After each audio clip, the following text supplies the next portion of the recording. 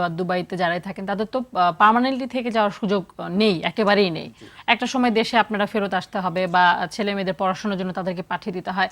সেই ক্ষেত্রে বাংলাদেশে আসার বা পুরোপুরি ব্যাক করার ক্ষেত্রে আপনারা কি কোনো মনে হয় যে না বাংলাদেশে এসে আমি পুরোপুরি সাপোর্টটা পাবো না, বা আসলে আমি কি করব, কি কাজ করব, ছেলে মেয়েদেরকে কোথায় ভর্তি করাবো, এই টেনশনগুলো কি আপনাদের মধ্যে কাজ করে, নাকি আপনারা জানেন যে না বাংলাদেশে আসলে আপনি কাজের জায়গায় পাবেন, আপনার ছেলে মেয়েদেরকে আপনি বিভিন্ন স্কুল কলেজে ভর্তি করাতে পারবেন? মানে এই চিন্তার জায়গাটা আসলে কি?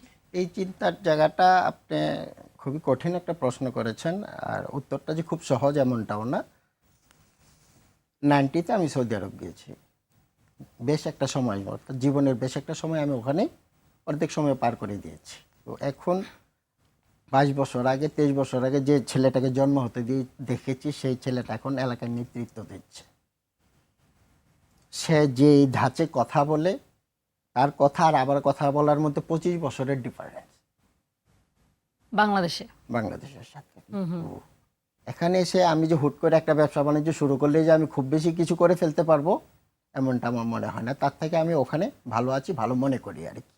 এখানে আমি যদি এখন কোনো একটা বিষয়ে আমি 50 লক্ষ টাকা যদি ইনভেস্ট করতে যাই, বেনিফিটটা তো পরে, আগে সেই আমার যে মূলধনটা, ওটাকে আমি টিকায় রাখতে পারবো কিনা সর্বপ্রথম আমার এই চিন্তাটা আসে। আমার লাভের অংশটা তো সেটা পরে দেখা যাবে কি হবে। এখনকার যে কালচার বা আমাদের ছেলেপেলেগুলি, এখন তরুণ প্রজন্ম যেভাবে বেড়ে উঠছে, তো আমাদের মধ্যে যেন বিশাল একটা গ্যাপ আছে, এটা বলা যায় আর কি, সত্যি কথা।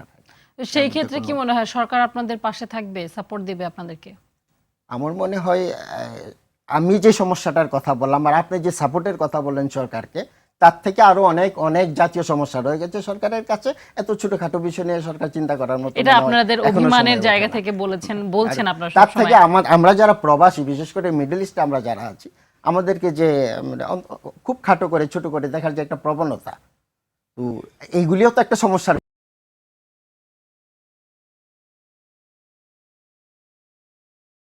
আপনি অভিমানের জায়গা থেকে কথাগুলো বলেছেন, আমরা আশা করব যে যারা আমাদের অনুষ্ঠান দেখছেন